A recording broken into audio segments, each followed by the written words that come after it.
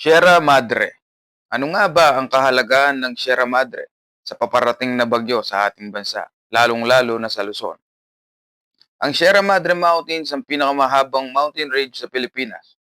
Binubuo ito ng 540 kilometers mula sa probinsya ng Cagayan hanggang sa probinsya ng Quezon.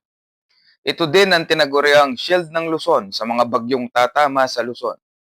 At alam nyo ba, ang Sierra Madre ay mayaman sa natural na pagkain tulad ng fresh water at pinagkukunan ng pagkain ng mga taga ron. At sagana din ang Sierra Madre sa mga ilog at waterfalls. Meron din itong 291 species of birds at 25 endemic mammals. Sa mga nagdaang bagyong tumama sa Luzon, ay nagpapasalamat tayo sa Sierra Madre.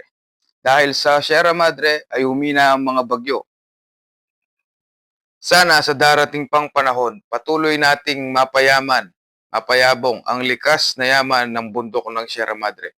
Dahil ito lang ang natural nating panangga sa mga bagyong paparating dito sa ating bansa, lalong-lalo na sa parting Luzon.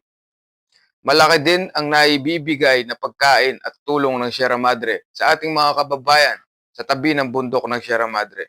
Tulad ng pagkukuhanan nila ng pagkain, hanap buhay, at natural na mineral tulad ng fresh water.